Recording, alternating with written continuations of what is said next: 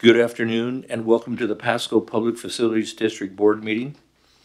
Agenda packets are available on the City of Pasco's website at www.pasco-wa.gov under the Public Facilities District Board webpage. This meeting is also being televised live on PSC-TV channel 191 on Spectrum Cable in Pasco and Richland, and is streamed on the city's Facebook page, website, YouTube channel, and Microsoft Teams. Lastly, the public may submit their comments and/or questions by contacting the Pasco Public Facilities District Executive Director or the Pasco City Clerk. So it is 4:05 and it's time to call our June board meeting to order. And Debbie, if you would go ahead and do the roll call. Yes. Carolyn Bowdish. Here. Leonard Dietrich. Yes. Marie Gillespie. Here. Spencer Gillette. Here. And Mark Morset. Here. Debbie, if you would go ahead, please, and read the recognition of visitors and public comments. Happy to do that. For this item, it is provided to allow the public the opportunity to bring items to the attention of the Pasco Public Facilities District Board or to express an opinion on an issue. Its purpose is not to provide a venue for debate or for posing questions with the expectation of an immediate response. Some questions require consideration by the board over time and after a deliberative process with input from a number of different sources. Some questions are best directed to staff members who have access to specific information. Public comments will normally be limited to 3 minutes per each speaker. Those with lengthy messages are invited to summarize their comments and/or submit written information for consideration by the PPFD board outside of formal meetings. Thank you. So at this time, is there anybody in person or online who would like to provide any public comment? Fred, go ahead. I'd like to congratulate the board on your choice.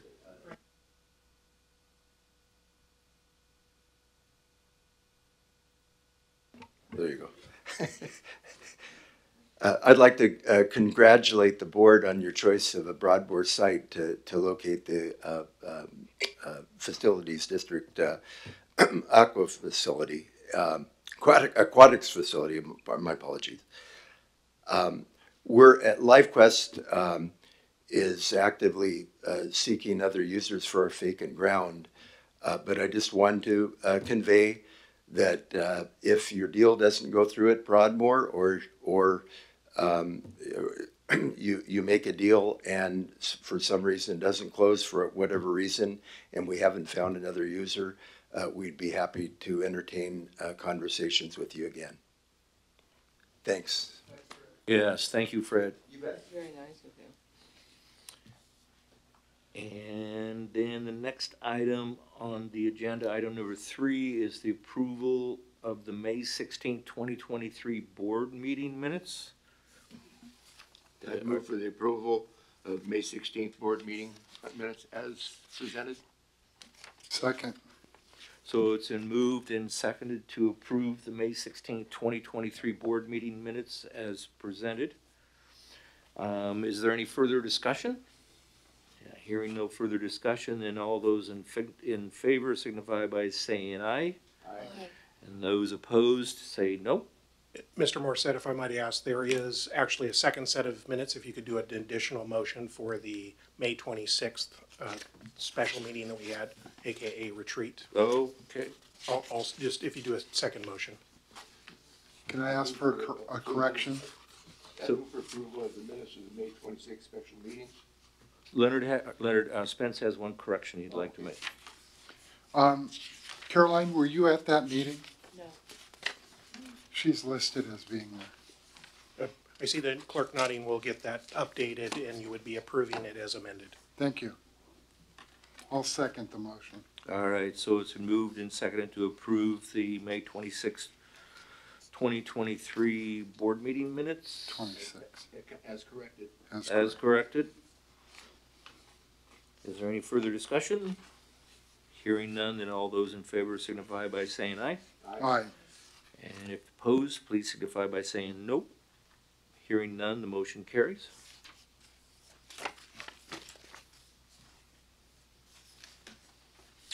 No claims approval at this meeting, but we do have item number 5, the financial report, and Darcy Buckley is going to help us with that. Good afternoon, board members. Before you have a packet of information that's financial in nature, and we are working towards, it sounds like excuse me, moving from a quarterly reporting financial timing to monthly. So this really contains financial information through today's date, because we ran it as of today, and part of a transition to have Monica Hofstetter, our accountant. Oh, no problem. Let me get closer. Is that better? I can hear myself better, so that's good. Thank you. I'll back up a little. I want to introduce Monica Hofstetter. She's a new addition to the city of Pasco and is an accountant that will be helping various areas, but specifically accounting for the PFD. So we're very glad to have her, and she kindly put this packet of financial information together for you to review. We are going to work towards this is through today's date. So activity that has gone through our financial software through today's date is reflected, and I'll kind of talk about the different reports. The top one is a balance sheet, so it's just showing the results of activity at the very summary level. As payments have been received and made, they reflect in your cash balance, and then any receivables or liabilities are reported there too. And so that just kind of gives you a point of where you are at this point in time in the year. The one thing that we will that isn't adjusted monthly with activity is that fund balance, and so we can make an adjustment. So when we come to you next month, you'll see what that is. It gives you a picture of what if you're have more assets or more liabilities, and as of now you have more assets. It's just not reflected in that fund balance, so we'll make that change. And then the next report is a budget performance report, and it's reflective of the actual activity through this point in time in the year. So revenues are first, and you can see that local sales tax that we talked about in our last meeting. That is the new PFD tax with the 0.02 tenths of a percent, and then the regular or pre-existing PFD sales tax that we receive. So there's 2 line items there. And then the PFD support for the revenue that we receive. And then finally, outline or lined out expenses for the different types of activities that are summary expense types. So there you can see the adopted budget, which we will be working on adjusting as we know more. This was adopted last year. And then the year-to-date transaction totals by those different expense types. And then the next page just provides a little more detail. So it drills down into those different expense categories so that you can see who the vendor was that was paid for that service, and the amount or the number on there that's really valuable to you is that actual number at the very right-hand corner, the distribution amount. That's the amount that was charged to the PFD fund. And then finally, we've been working on, and we looked at this long legal page, and we talked about it at the last meeting, kind of the idea of a monthly budget and keeping track of kind of projecting what we think our cash balance will be at the end of the year, and considering those different changing revenue sources and expenses as we ramp up to more activity here in the PFD fund, and reflective of the work that you all are doing. And so you can see this legal size page has the original budget, and then we'll be changing the new budget as we get more and more information to try to kind of focus in on what we think is reality. And then each month as we go through the year, that actual column will change, or the numbers under the blue lines that say actual will be the actual monthly expenses and revenues, and the budget will stay there so we can kind of keep a vision of where we think we'll be cash-wise and what's available and how much activity is really taking place for those different revenues and expenses. So, and we will, I don't remember if I said when I started over with the mic on better, that we're planning on coming back monthly to give you this body of information. So hopefully you find that helpful. And if we go along and there's other things that, you know, you need more clarity on, we're surely happy to try to provide that. And so that's where we are now. And if you have any questions, I'd be glad to try to answer them. Yeah, in regards to the construction revenue, I don't see that in here, or is it? Do you mean the new sales tax? Yes. Yes, it is in there. It is. It's called. It's that. If you're on this big legal size page, it's that top number that says PPFD retail sales tax 2/10, and so we're anticipating $3.25 million. And then you can see the actuals are under that blue line, or the header, the columns header that's blue, that starts with the 4,866, and then you see it jumps up a bunch in March, which was the full, when it kind of went into effect, the 0.2%, the 326,000, and then it's moving on. And I guess of note, in May it was quite a bit higher than it was even in March and April. Are you seeing that there? Yeah, I could see the total, but my question is I'm in sorry. regards to the separation between construction, Oh, sales tax, okay. and Yes. sales tax, because construction may be The more source. volatile. Yes, the source of, Yeah. we'll separate those two. Yeah. Yeah, I forgot we talking about that Right. before, so I'll make sure Thank we you. do that. Thank you.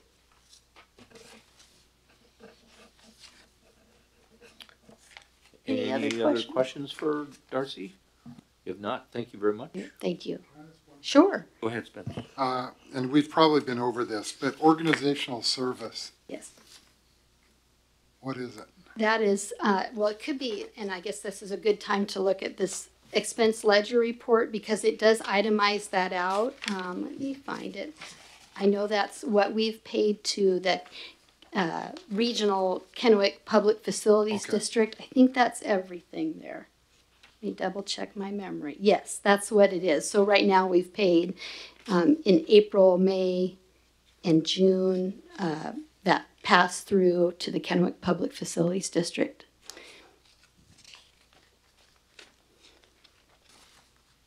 Thank you. And, oh yes, thank you.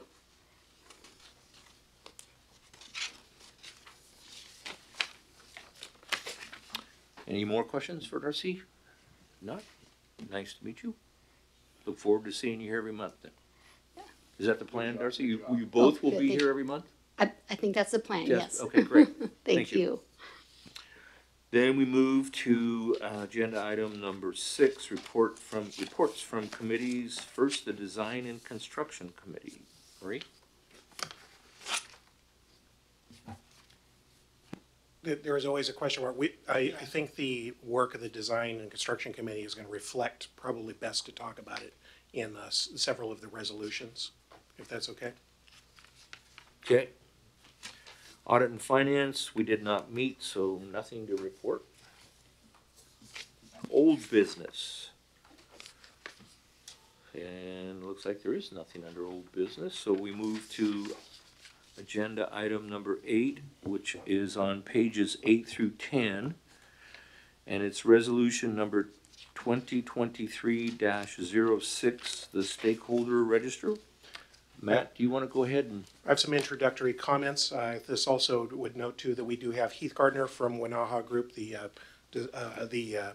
owner's representative that you all have chosen. At that special meeting, we got 4 board members present, if I remember right. And Heath talked extensively about the importance as we get into the designing and the building portion of this project for different groups to have communication and consultation and the other, whether or not they're informed or actually have to take action on items. He presented a draft at that meeting. Since updated that, this is the latest draft is in front of you, and it's a fairly complex matrix, but it's essentially a game plan that we all might be able to work together with the different groups as a board. Me as your executive director listed, the Wanaha group, and also entities that are going to come up later on, as in designers and builders and that sort of thing. It's meant as a roadmap and a recipe to be able for us to make sure that we move forward efficiently.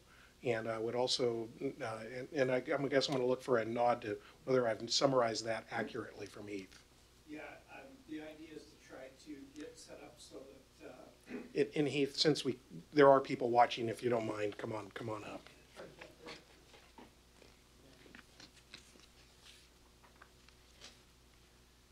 I think this is on. That stakeholder register is aimed at establishing decision-making authority and decision-making processes for specifically to the construction project and the Aquatics facility project. And there's going to be a need for responsive and timely decision-making in order to engage as the owner in that process and keep it moving. And it's going to be crucial that that's established. So this is the first stage of that. The reason I say it's the first stage is because we'll probably revise it and add stakeholders and things to it as we get, and then bring it before you again to update and approve. And you'll see on it, it designates who has authority for decisions and who needs to approve things versus who needs information about things. And it's determined to, so that we make sure that all the stakeholders get the information they're supposed to get, the information they need, and that the correct people are making approvals. I would also note, in particular note, there is a couple of sections that express a dollar amount for threshold approvals.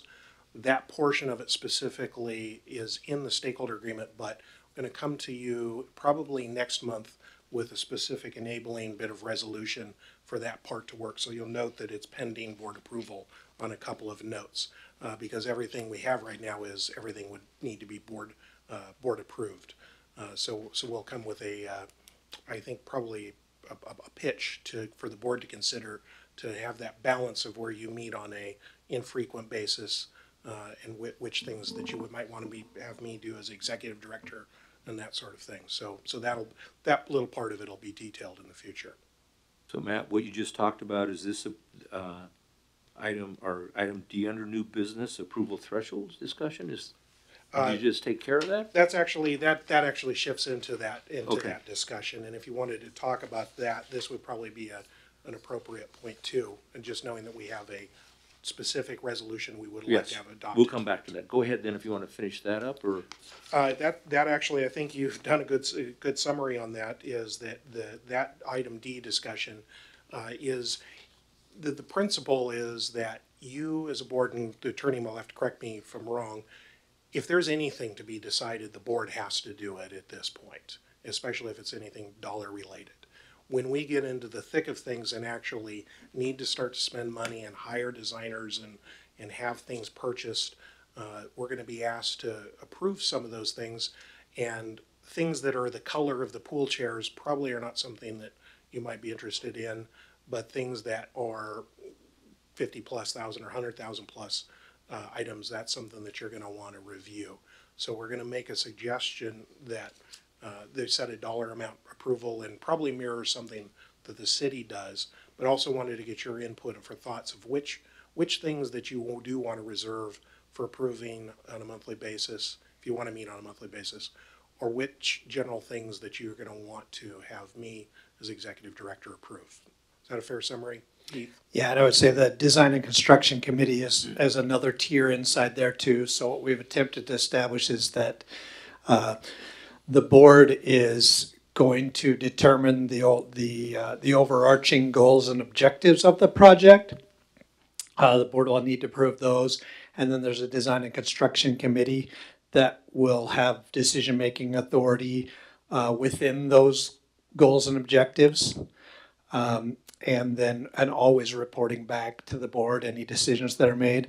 And then there's another level of decision-making authority we're hoping to establish for the executive director within the goals and objectives of the project. Any decision that would cause the project to change or diverge from a project goal or objective established by the board would need to come back all the way to the board.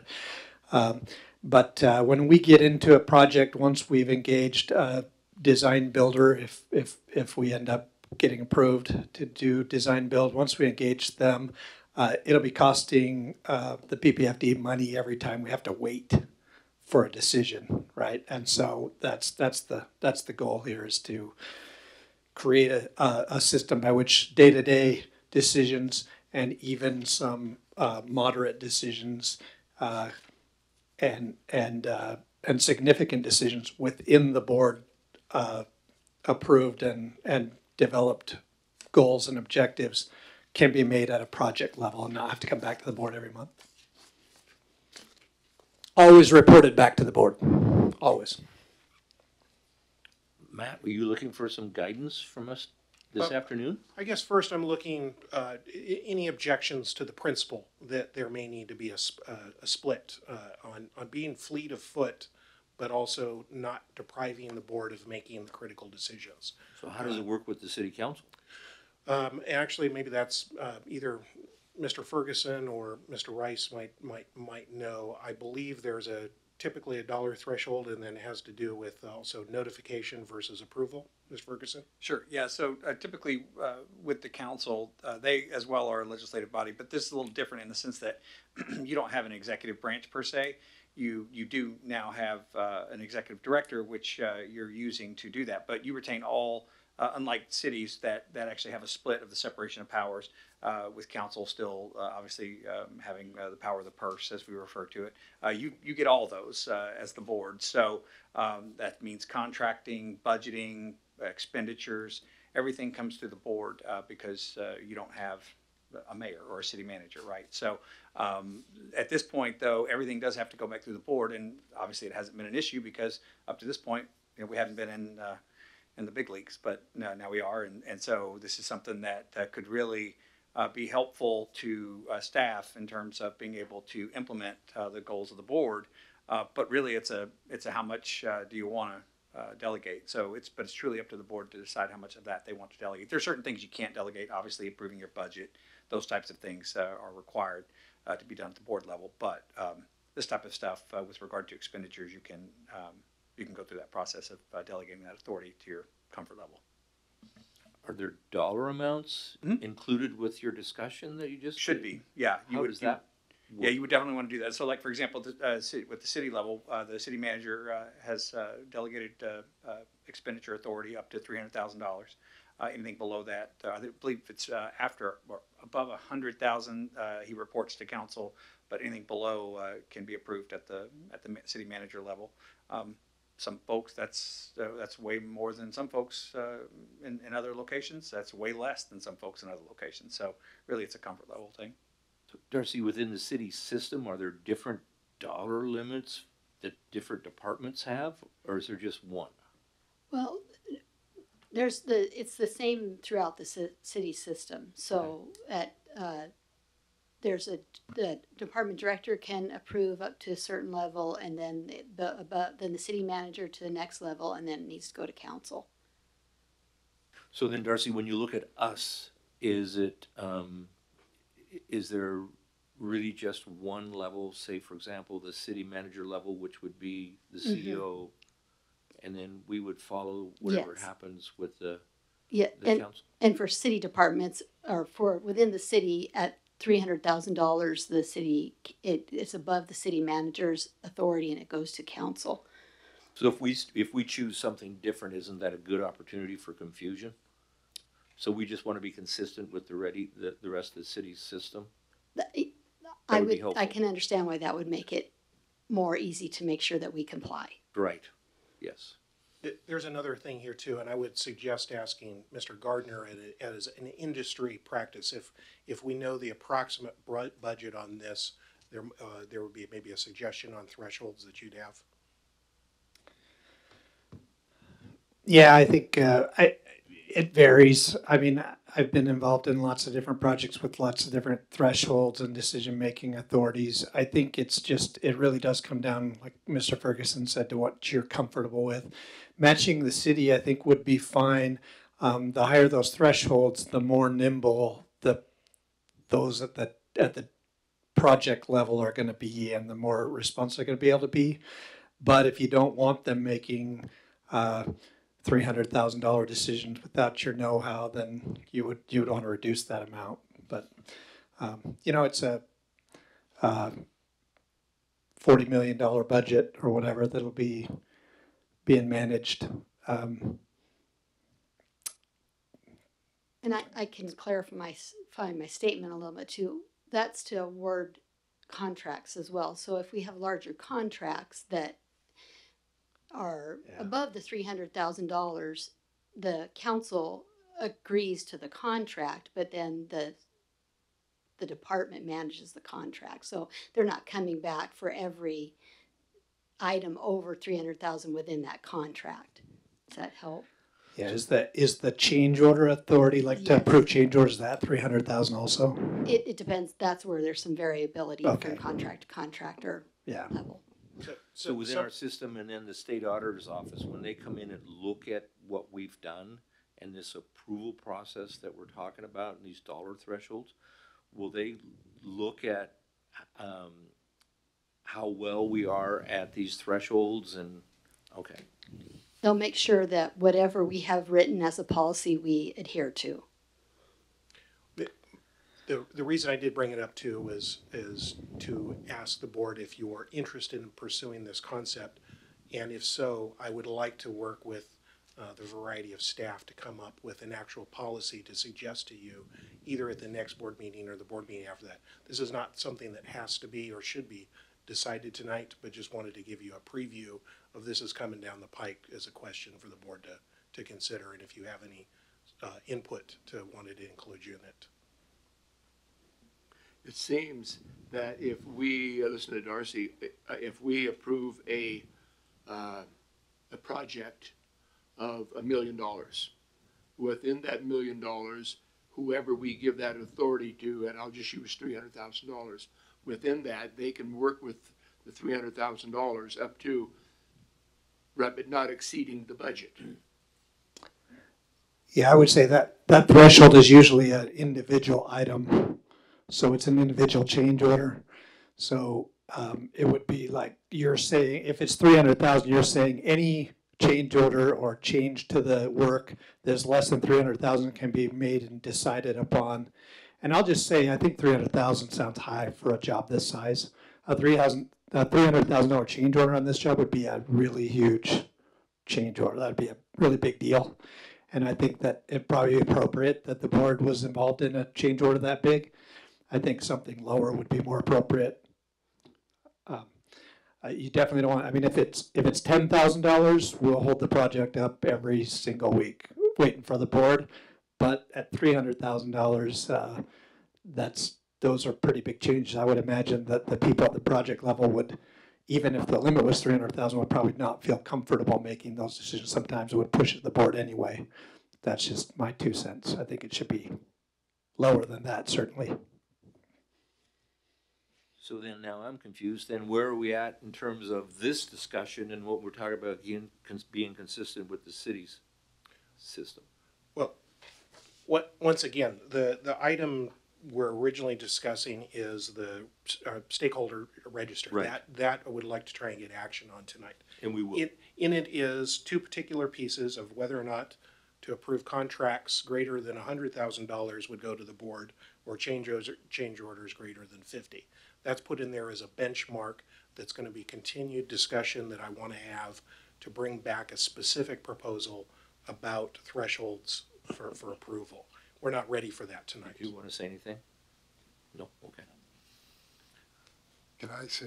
Go ahead, please, Spence. To be honest with you, I think the numbers in the stakeholder register are a place to start. I'm not terribly interested in making sure we are in alignment with the city's current policy.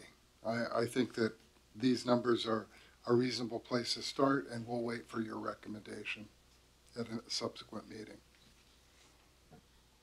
Is it fair to say, Darcy, that the principles are similar, that the Yes. dollar amounts Yes. are not as critical? Correct. The principle is if we have a written policy that differs from the city, as long as we comply with the written policy, then that's the standard.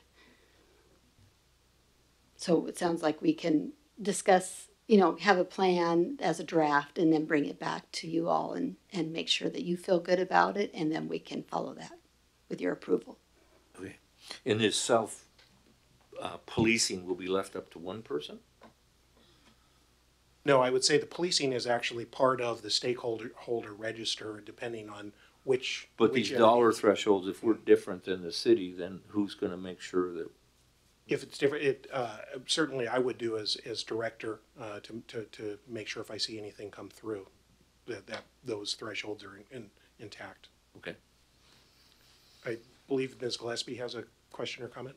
Yeah, I would chime in and say that the dollar thresholds for the city are probably based on their budget, which is much, much, much larger than this project. And so a $300,000 threshold for making decisions for us is really not appropriate.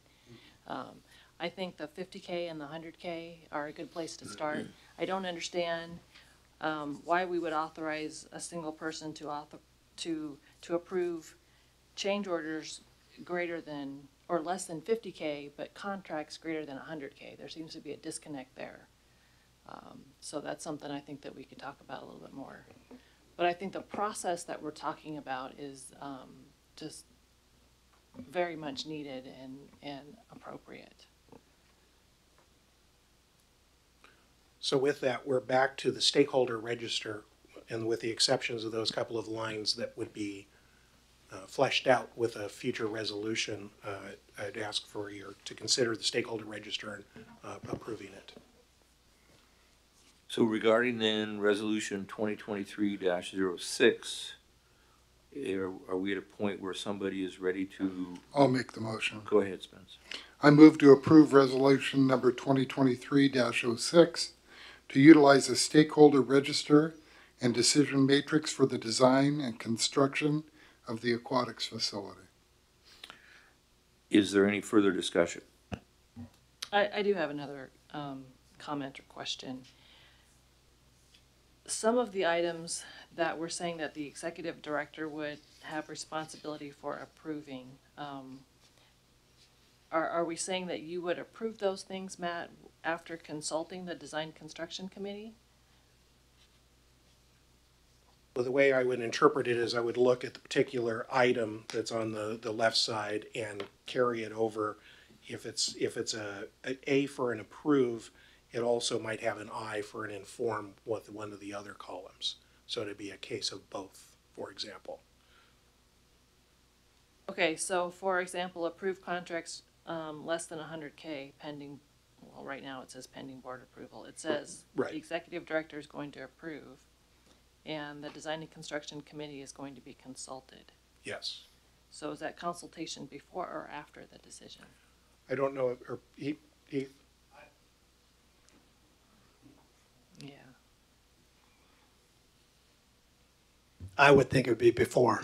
I would think that the executive director would approve the contract after consulting with the design and construction committee. So this would essentially motivate that there is a consultation that's had, right? That, hey, this is here, we've got this contract, we got 3 bids or whatever, we went through this procurement process, and we'd like to award this. We've got authority to approve it because it's under $100,000. Do you have any questions? Is that good with you guys? And then after consulting with you, he would go and approve it. Okay, and that would be my expectation also. I just want to make sure that we're clear in this matrix that that is the process, because as it's written, if you just took it letter of the law, then it would say that Matt can make all these decisions all by himself, and I think that would be ill-advised. Heath, is that a true statement for all the cases if there's a C with an A elsewhere, that it's presumed that C's be before the I A? apologize because I don't think I have the most current one that we revised for this meeting. And I know we moved a couple of things that were out of place after meeting with the board and discussing it. But yes, I would think that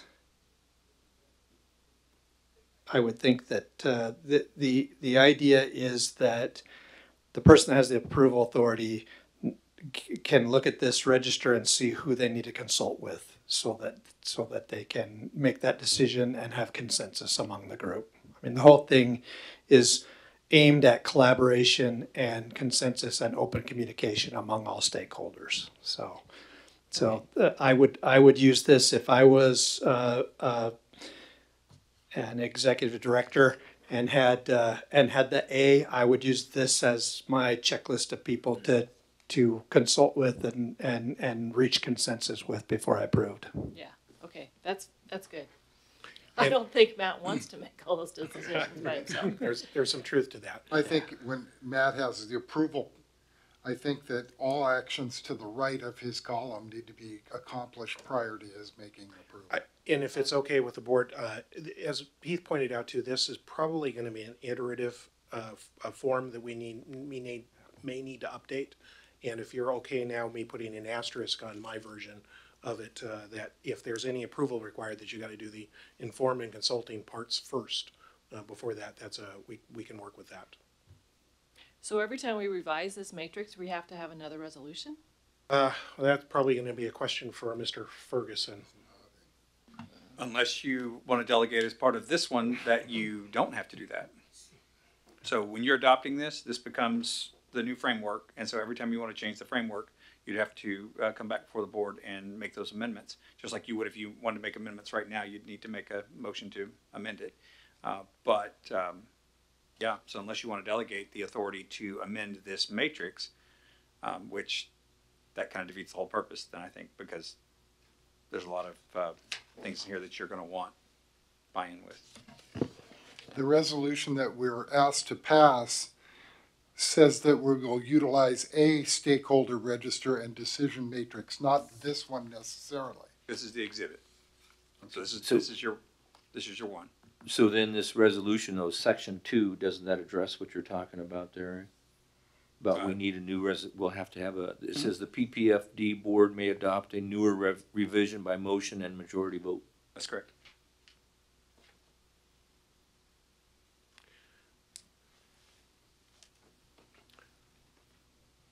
By motion, but that, does a motion require a resolution? Well, a motion has the same legal effect as a resolution. One is verbal and one is written. We always do everything by resolution. That way, in case we need to do some kind of justification or go to court, we can immediately have those documents and don't have to rely on minutes. That's the benefit of a resolution.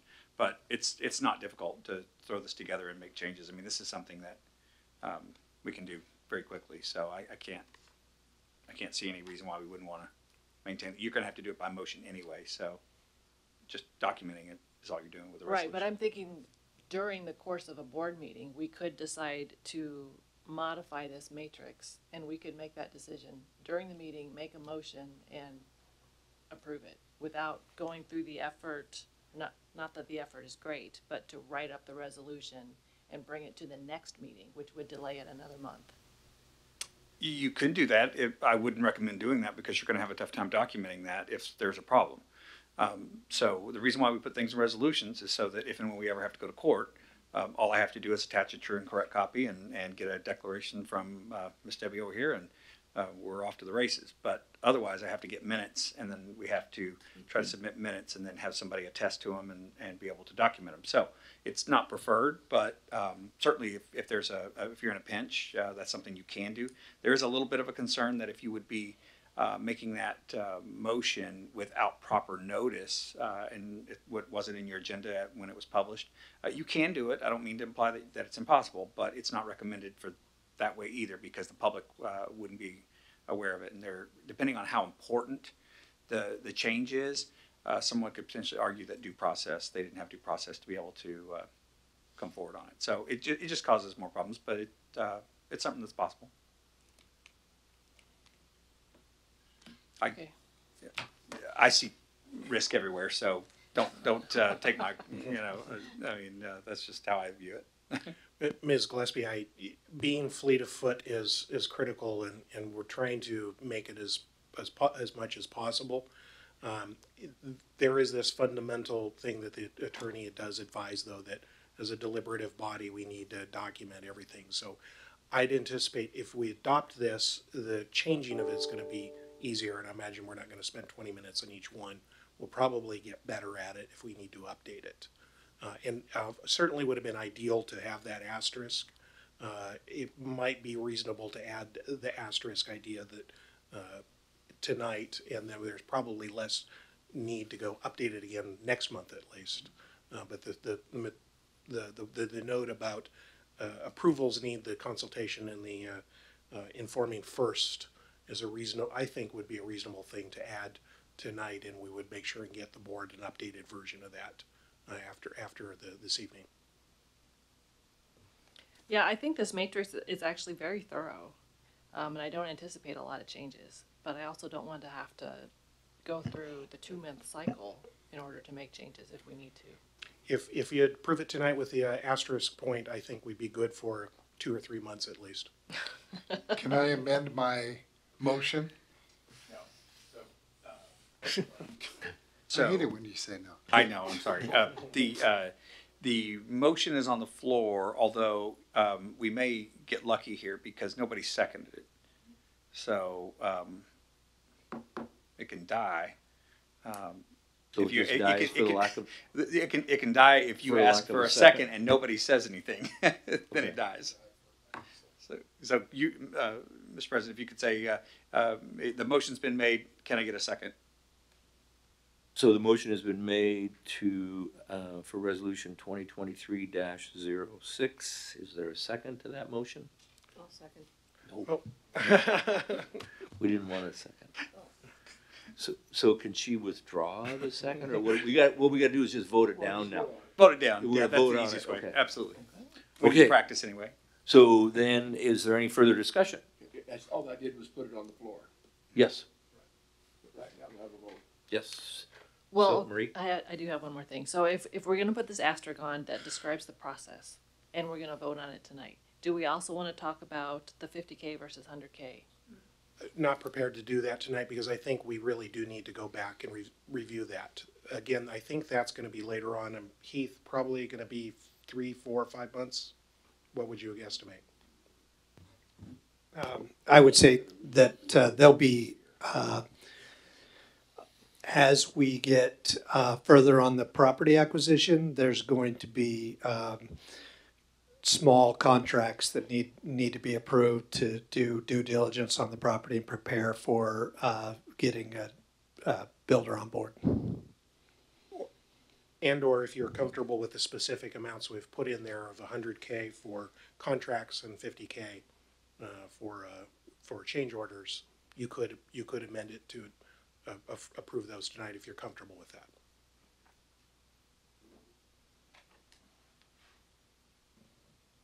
We need to work on that part a little more. Okay. So, Mr. Chair, I think you have a motion on the floor. You need to vote up or down, Yeah, and suggest that you vote it down. So we'll call for the question. All those in favor of resolution 2023-06 signify by saying aye. All those opposed signify by saying no. No. Okay, so the motion fails. Mm-hmm. So then, where are we at next on this thing, Eric? So somebody needs to make a motion to amend the exhibit. And Mr. Chair, if you don't mind, I'll have a suggestion here. If you would like to amend it to say, any item requiring approval must have the appropriate informing and or consulting completed prior to that task. That would be the asterisk that would get us through until the next version. So Debbie, instead of me trying to say that, we can just. So, If you give me 10 seconds, sir. go ahead, write it down.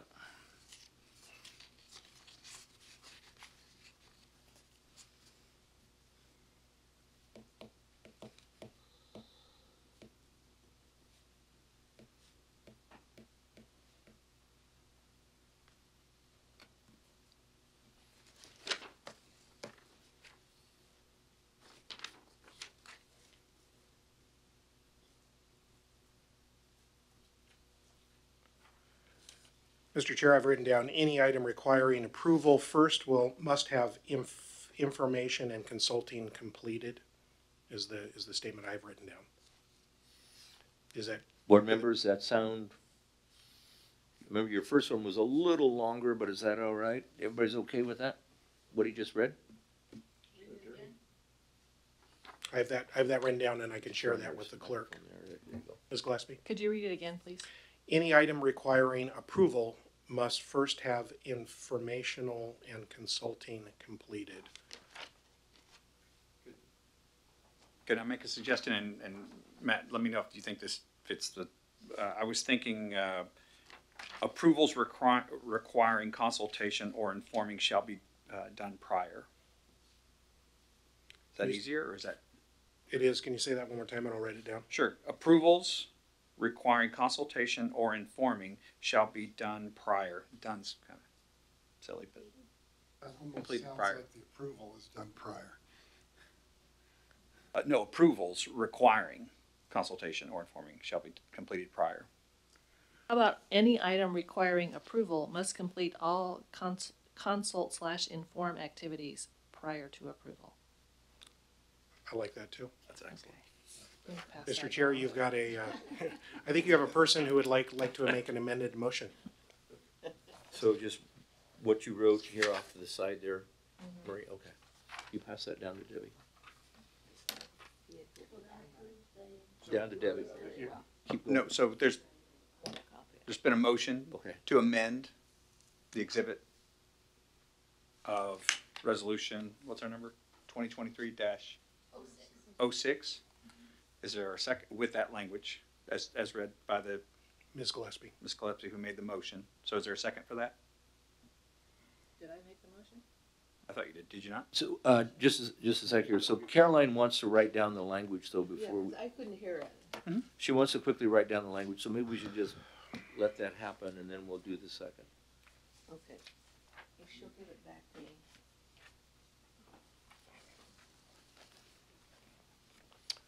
All right, so I'm not sure exactly where we are in this, but I'm thinking we're down to, there's been a motion.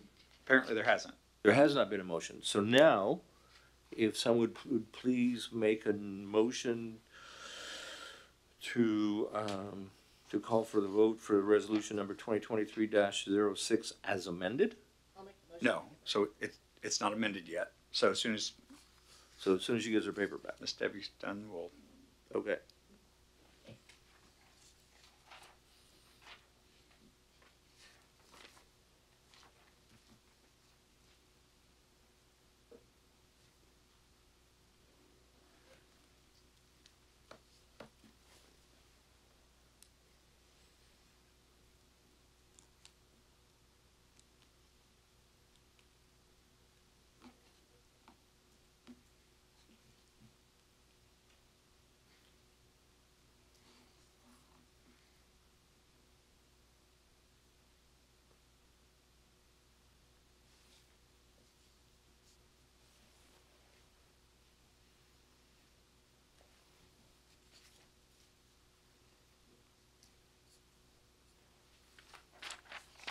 There you go, Maria. Okay, Marie, the floor is yours. Eric, do I read the motion as written and then tack on with the amendment? No, ma'am. So you're making a motion to amend resolution 2023-06 2023-06, the exhibit for resolution 2023-06, with, and then you read the language. That language. No, your language Okay, you drafted. Okay, I move to approve resolution number Nope. 20. I move to, excuse me, sorry. You move to amend To amend. I move to amend the exhibit. the exhibit for resolution number 2023-06 to utilize a stakeholder register and decision matrix for the design and construction of the aquatics facility. With the language. With the language that any item requiring approval must complete all consult/inform activities prior to approval. Is there a second? Is there a second? Sorry. Second. So it's been moved and seconded to approve the amended resolution number 2023-06. I can just leave it at that. No, there's Nope. been a motion and a second to amend resolution 2023-06. Okay, so there's been a motion made to amend and second the resolution number 2023-06. Yep. All in favor. All in favor signify by saying aye. Aye. Opposed signify by saying no. So the motion carries. Now we need a motion to adopt resolution 2023-06 as amended. So who's going to make that motion, right? I make the motion to adopt resolution 2023-06 as amended. Second. So I think all the board members have heard that and they've heard the second. Then is there any further discussion regarding that motion? Is there any further discussion? If not, then all those in favor signify by saying aye. Aye. And if you're opposed, please signify by saying no. Motion carries. And with that, we'll make sure and have the clerk has the updated exhibit, then that'll be filed within the minutes. Okay, so Matt is going to start the discussion regarding resolutions 2023-07 and 2023-08, and specifically just talk in terms of the connection between the two resolutions and what we're trying to get accomplished. At your last special meeting, more of an workshop sort of retreat set up where we talked about, or excuse me, with the committee meeting with the, back up and get this right, this is helpful. The Design and Construction Committee met and talking about alternative bidding and construction strategies. We've talked about it in November. Municipalities and of course PFDs are required to do what is called a design bid build process, to where you go to get a designer, then you, after that happens, you then go out for bid and then you pick a constructor. We talked about alternative processes, including one that was called design build as an option, which has a variety of advantages and also requirements and also potentially more positive outcome, as well as also potentially quicker and possibly cheaper, and definitely more of a collaborative in nature. And this is also introductory comments too, and I would imagine Heath would be able to help us with these. That committee met and also has forwarded a recommendation that the full board do proceed and request that we use progressive design build. And that's an option that does require a state approval. But also that application, provisionally, we've turned in the application for that. That can be undone if we need to, but that was actually due at the same time as this meeting. So that has gone to the state for review. We've done a lengthy application process that would also include extensively the city of Pasco as our as assistance through this process. And I would there's a follow-on part of it. I'll talk about it in just a bit. This is going to incur a lot of chain of events that if you approve this, we're potentially going to the state for the actual review in the end of July. If we don't do that, we can do it, but it will be 2 months later. We would have to go to state approval in September. So there was time of the essence on this point. And so talking with the the design committee thought that we should move forward, if at all possible, and adopt this tonight and move forward with progressive design build as the way to build this project. With that as kind of a background of why we're here, I think Heath has also given us much more detail on the suggestion to go with progressive design build and why that will benefit us.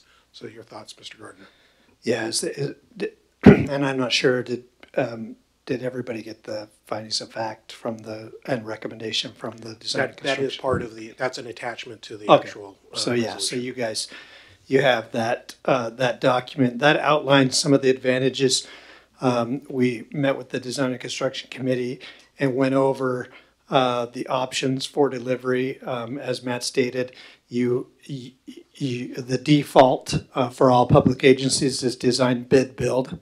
That's the traditional hard bid, you hear it called, process where you would go and engage with a designer, design the entire project completely 100% done, and then put it out on the street for bid to contractors, and then you are obligated to hire the low bid that comes in from that process in a public opening of bids. Heath, if you could back up just a tiny Yeah, bit. sorry, I'm always either not close enough or too far away from this thing.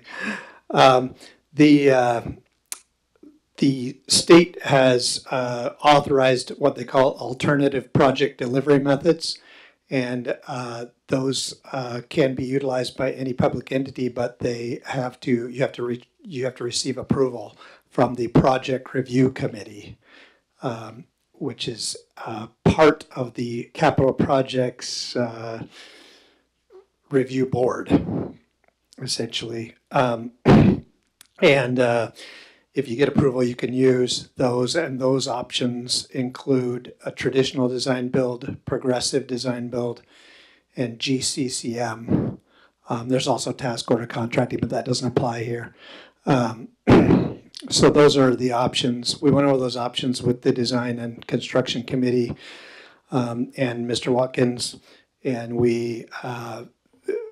there was a consensus reached in that meeting that progressive design build would benefit the public and would benefit the PPFD in the case of this project.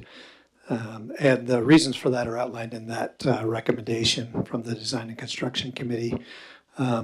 But the progressive design build method is expected to have financial benefit, and reduce the cost of the project in certain ways.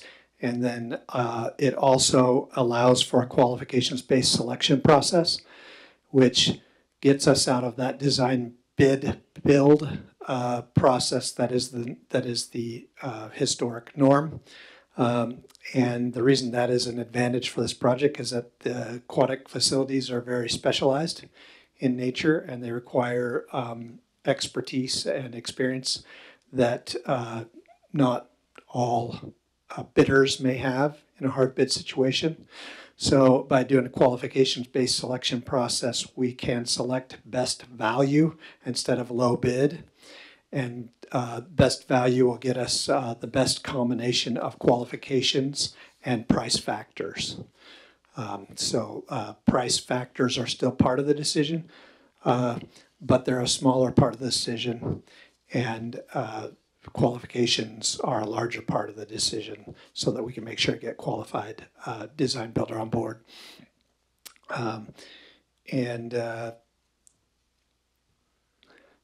The other benefit that was identified by the committee was schedule benefit, and the progressive design build method is expected to save time and deliver the project more quickly, which is a really good thing in this inflationary economy that we have. The faster we get rolling and the faster we buy things, potentially the less expensive the project will be. Also, it allows it's an integrated delivery process, which means that it encourages collaboration among the whole construction team, and it brings all of the stakeholders of the construction team, the contractors, designers, subcontractors, trades contractors that it brings them to the table at the beginning of the process instead of near the end, and capitalizes on collaboration and expertise among that group to deliver a better project, higher quality, faster, less expensive project. So, any questions on that?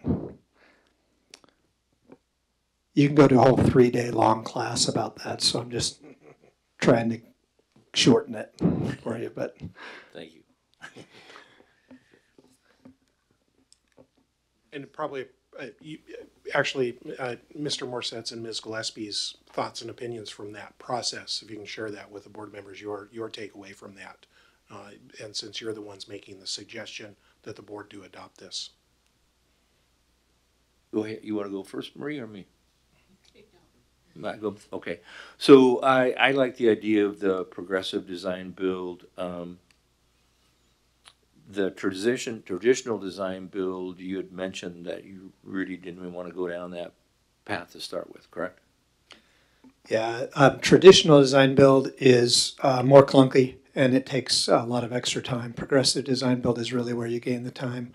And again, this is a whole 3-day long class, but traditional design build requires you to first hire an initial designer and design to a certain percentage of design before you can then share that with design builders who will want to propose on the project. And then there's a design competition that happens, and then you would hire. And that's a costly and timely and time-consuming process. In progressive design build, we select and bring on the design builder at the beginning of the process, and then they ride along with the board and the whole integrated team as the program is developed. So the design builder is actually part at the table for the development of the project program. So in my poking around, I was told by a civil engineer that as we're working through this decision process of, and I want to say this back just to make sure that I understand this, that the design bid build, and for the board members' benefit also, that is the choice. And if we want to do anything else, we have to go before this project review committee. And as we're working through the choices, then this progressive design build has all the advantages of the traditional design build, which what appealed to me in terms of the decision was the traditional design build. It had, I wrote down, improved collaboration and teamwork, early involvement for all stakeholders, and encourages innovation. And that seemed very important to me as we're working through this process. And it's also the progressive design build is an open book process. Am I correct in saying that? Yes, the progressive design build process, that's an excellent thing to remind this body of, is that that becomes an open book process. So there will be complete accounting of all costs inside that, and there will be a guaranteed maximum price that will be established during design. And one of the advantages is that we can know those costs earlier in the process.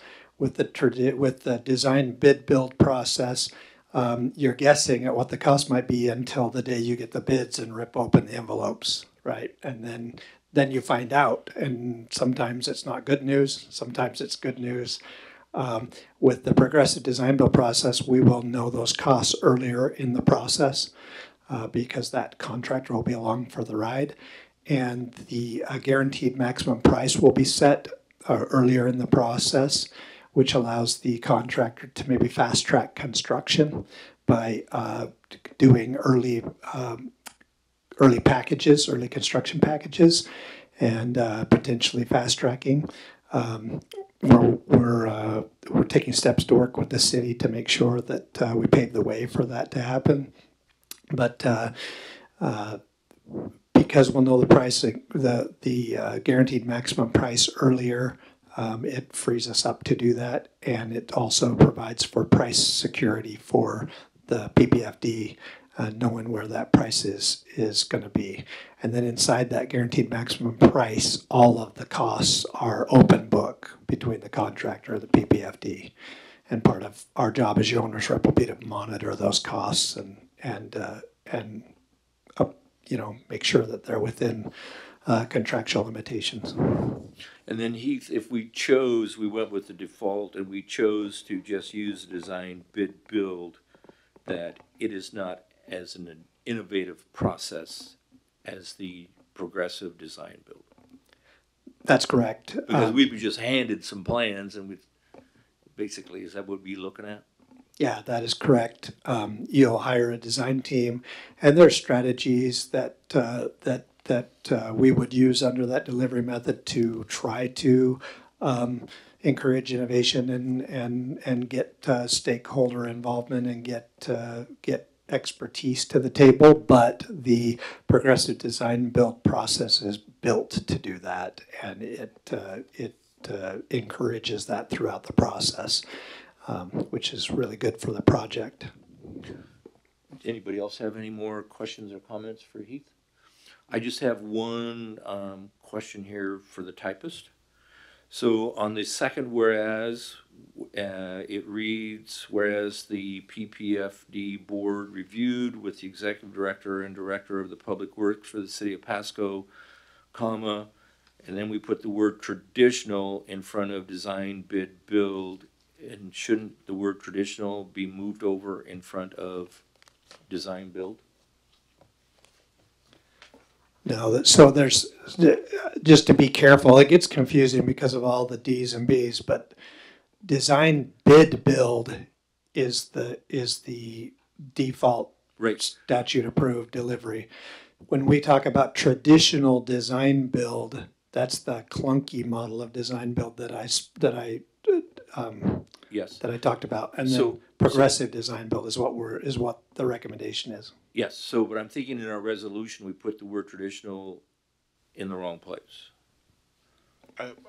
Further discussion, I think it is in the right place because But design we call bid it, the build first one's is the called traditional design bid build, and I thought that was the default choice. And what we're choosing is the the third choice, Actually, according to my notes. The fourth one is the progressive design build. In Right. So then the traditional design build, isn't that what we talked about at our meeting? So That's on so June sometimes 2nd. we use the word traditional in front of design bid build because that is the default for public agencies. So those are different things. Traditional design bid build is different than traditional design build. We probably shouldn't put that traditional before design bid build just to keep it Right. keep it And less that's the point I'm confusing. trying But to it make, to is. keep it But consistent and but it is. clear language. So do we have to do anything to pull that out of there, or we're just on our way? the same operation as we did on the last motion we'd have to do. I don't recommend that you pull that out. I think it's correct as It's drafted. okay? Okay, I'm fine with that. It does seem to be correct. It's just there's a lot of words. Okay, if that's the case, then before we, do you want to talk, you were gonna give I an do. explanation to connect the two. Do you want to go ahead and finish Do up? the second part, and I don't want to go into it fully, but just know that if you do adopt this, the second part of this is we do need some additional assistance. We need some specialized assistance more than just the owner's representative that also may bleed into council services, specialized attorney. So that the resolution C is related to a process that we as a PFD have to go through a competitive process to find this talent. And I would estimate that it would probably cost about $30,000 or not to exceed $30,000 to bring on some talent to help us go through that state process.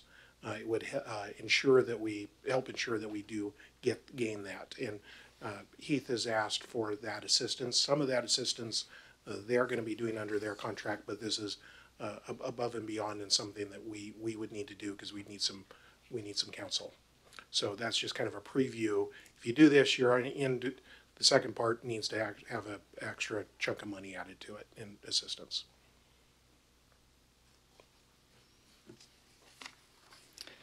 Yeah, the design build contracting is pretty specialized, and the outside counsel that we're suggesting you acquire would be integral in developing design build contract language for your organization and for this project.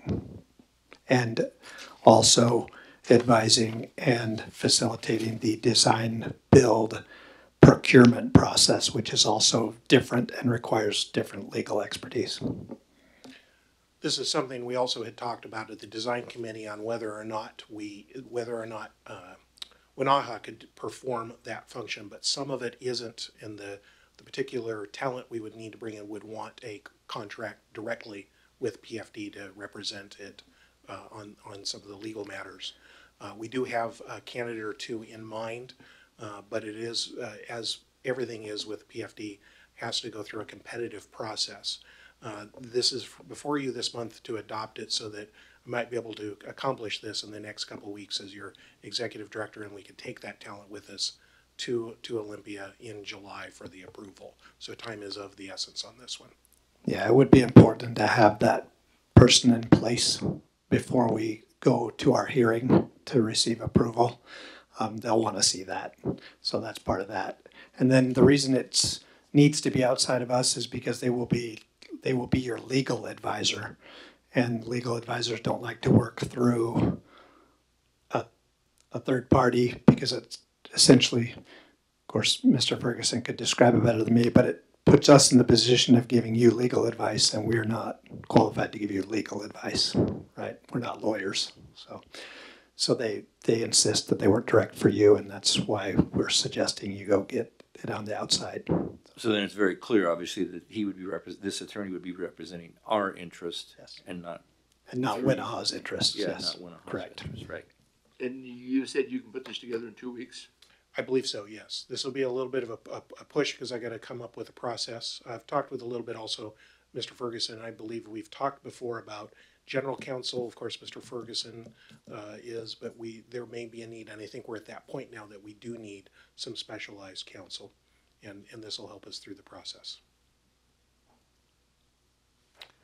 Okay, if someone would, regarding resolution number 2023-07, the alternative contracting procedures, if someone would please read the motion. I have a question, Mark. Okay. In resolution 2023-07, section 3, it looks like it's presuming who the legal counsel is going to be, even though we're going to send it out for competitive bid? Hopefully not. Let me bring that up. Tried to leave that.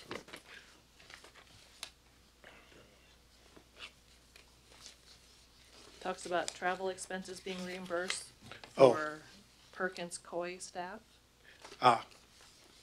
That was not in Perkins Coie is not it. That was a potential that we had talked about at a committee level. They're not going to be available. So actually you've found if Perkins Coie is in there, that should not be part of the resolution. And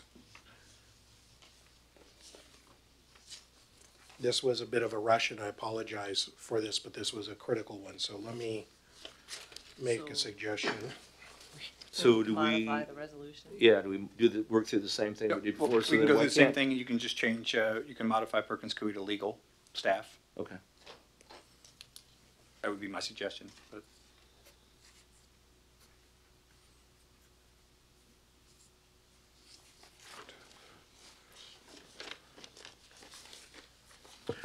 Okay, so how do we word this? So, if Ms. Gillespie would like to make a motion to amend Resolution 2023-07, Section 3, And then we vote on that first? Mhm. Okay. to say legal staff instead of Perkins Coie. Okay, I make a motion to amend Resolution 2023-07, Section 3, such that the last sentence ends with "and legal staff" and strike Perkins Coie. Need a second? Second.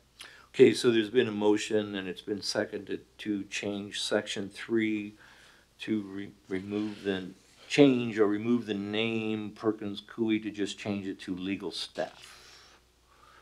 Is there any further discussion? All those in favor of the motion as stated, please signify by saying aye. Aye. Opposed, signify by saying no.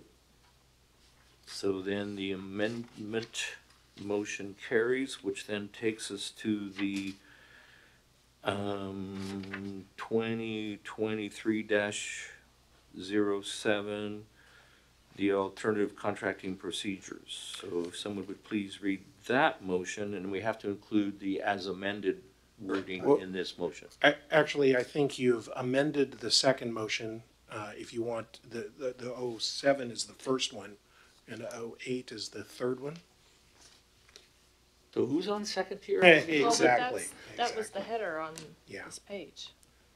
So we could change the number on the agenda. So the only thing that's happened is that we've amended 2023-07. Now you either need to make a motion to adopt, you need to make a motion to adopt 2023-07 as amended. Yes. Okay, so would someone please make that motion? I don't believe 2023-07 has the word Perkins Coie in it. It does. Section 3. Yeah. Very last sentence. This whole thing is one sentence. Okay. Thank you. I would make the motion. I move to approve resolution number 2023-07 as amended to pursue alternative public works contracting procedures for the Pasco Aquatics facility project. So I am trusting that all the board members heard that motion as stated by Spence. Is there a second? I second. So it's been moved and seconded to approve resolution 2023-07 as amended. Is there any further discussion? Hearing none, then all in favor of the amended motion, please signify by saying aye. Aye. And opposed, signify by saying no. So the amended motion carries, which now takes us to 2023-08. Is there anything you need to lead us with that, Matt, or we just go ahead right to the motion? I believe this one is intact. Okay. And I appreciate your perseverance too. The chicken and the egg thing has come through in these two. So this is the resolution to go out and seek special counsel. If I go any closer, is that about right? This is the motion to go out and seek actual counsel to assist us.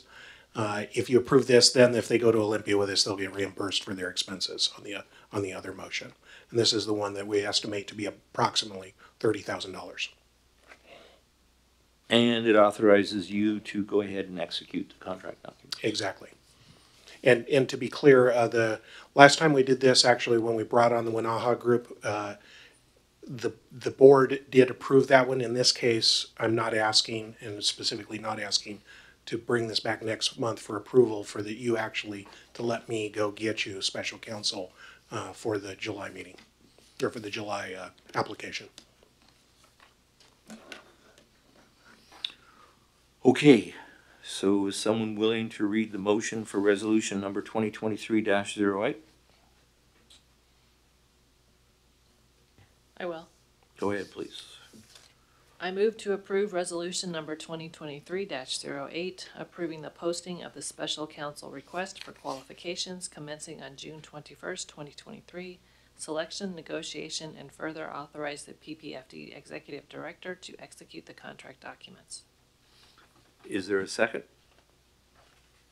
Second. So it's been moved and seconded to approve resolution 2023-08 as read. Is there any further discussion? Spence? No. You got your light on. I'm ready to. Oh, you ready to vote? Okay, then. Hearing no further discussion, we'll go ahead and vote on this resolution. All those in favor signify by saying aye. Aye.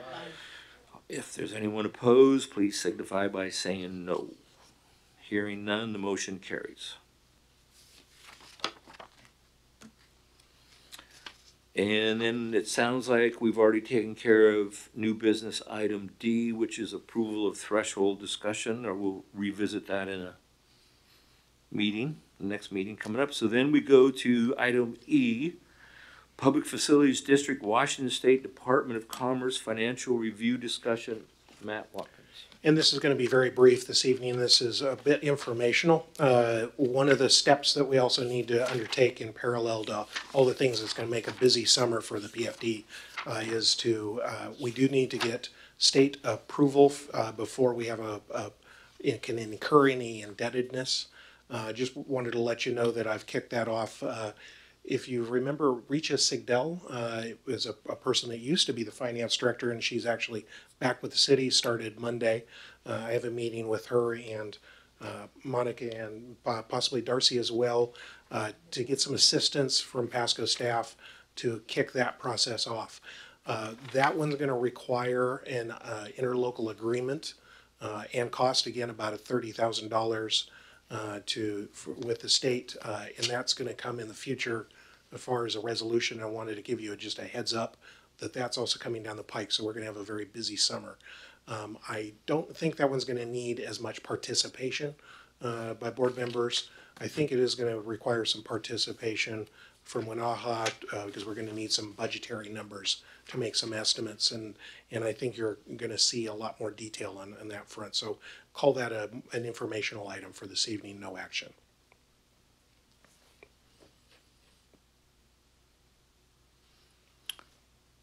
Very good. Any questions or comments from Matt regarding the Washington State Department of Commerce Financial Review? If not,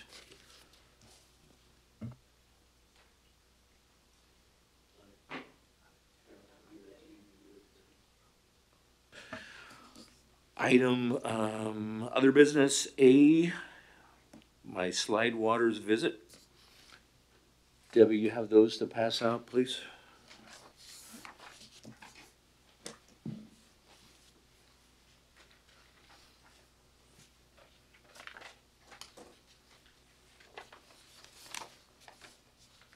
That one goes back that direction. That one is an extra. Okay, thank you. So June the 12th, a week ago yesterday, I went up to the Slide Waters Water Park in Chelan. And the purpose of my visit was just to see their outdoor business model. I was fortunate enough to meet with the principal owner, and I'm just going to go through a few of the highlights. I won't go through everything on the page here. It was interesting. Now, keep in mind that they are a for-profit organization. So the gentleman that I met with, he is the majority owner, and it was also interesting to watch and see how he's the maintenance guy, he's in charge of the concession, he's in charge of personnel. He wears a lot of hats. The facility up there was built to take advantage of the terrain. They do not have any swimming pools. It's all slides built into the side of their hill. He did suggest that we make early contact with the Washington State Department of Health because they're the agency that oversees the Aquatics Center compliance.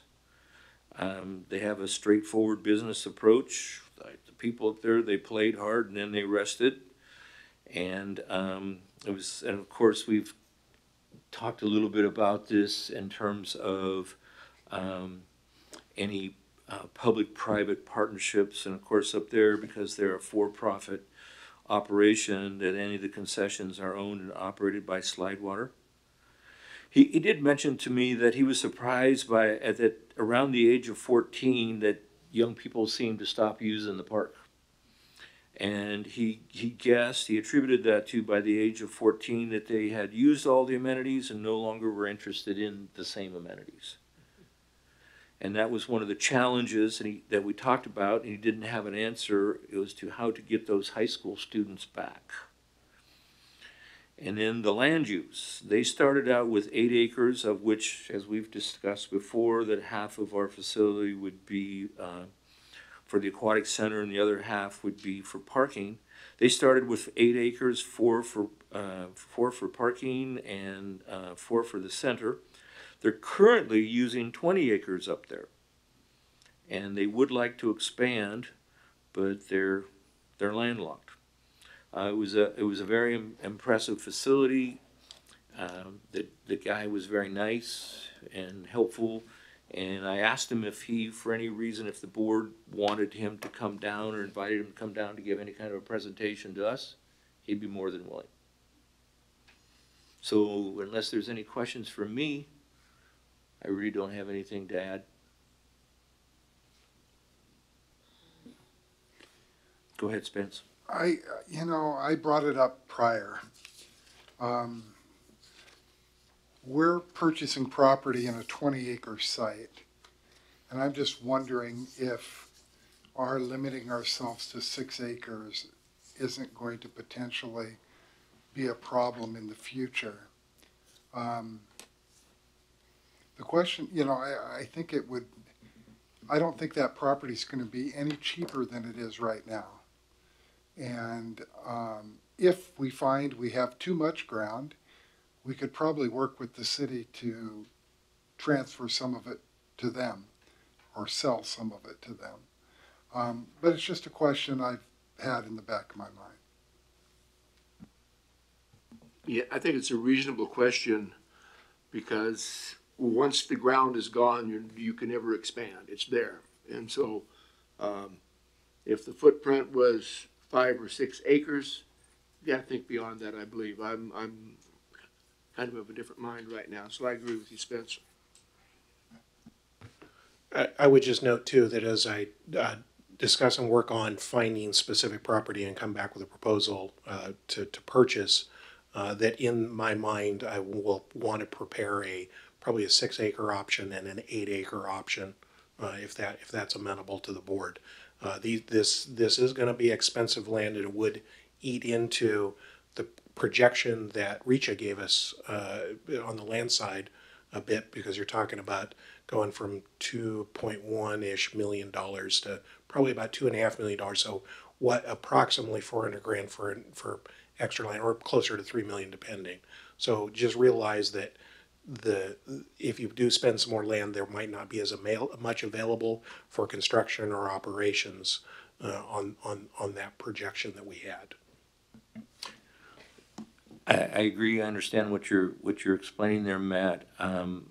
After seeing the facility and what 20 acres looks like, and what thinking 6 or 8 is going to look like, and how he mentioned they're landlocked, and it's a problem. Maybe, and I get it that we are going to perhaps have to rethink that initial construction budget, but also remembering that this tax does not sunset. So maybe there's going to have to be a phase 1, a phase 2, and a phase 3 perhaps. I don't know. It's something to consider. Matt, I'd like to have you come back with a 6, 8, and a 10-acre option. I'm seeing some nods from other board members, and I can easily do that. Yes, please.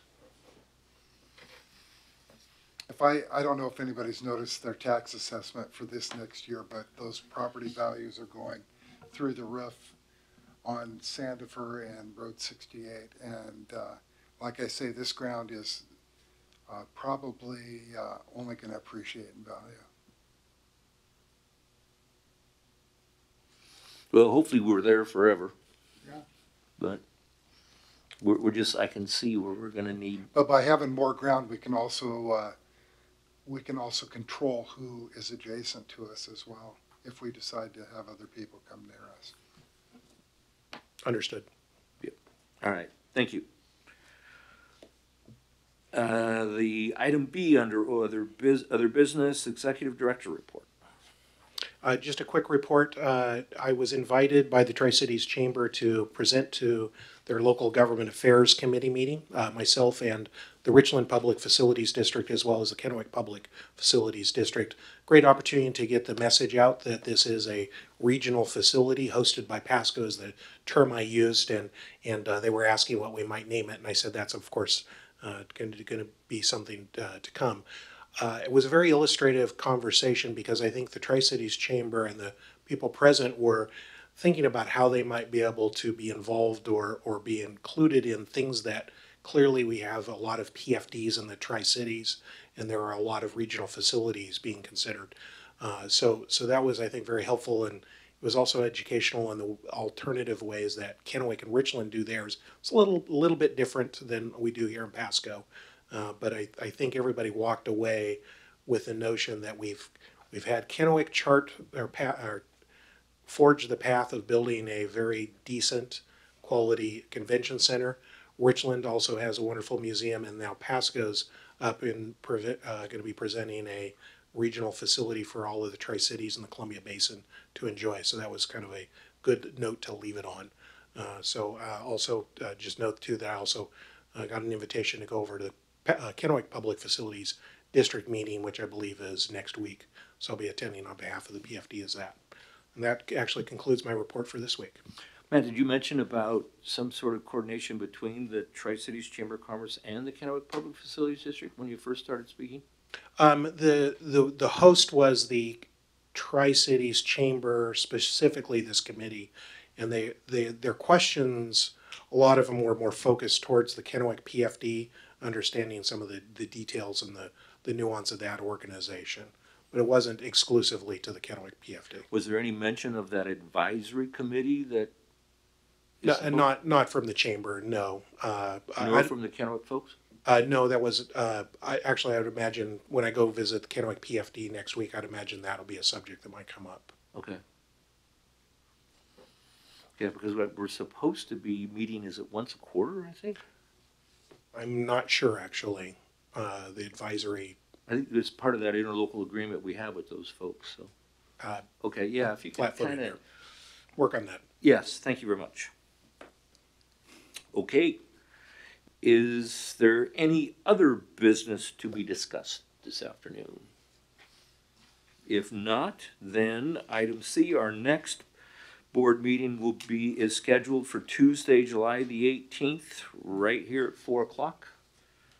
And we don't have a need for an executive session today, do we? Okay. I'll be out of town for that meeting. Okay. Is it something you want to phone in on, or?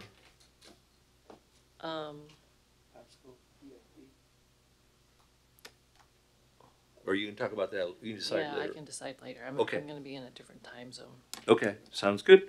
Well, then it is 5:37, and I will go ahead and adjourn today's meeting. It's adjourned.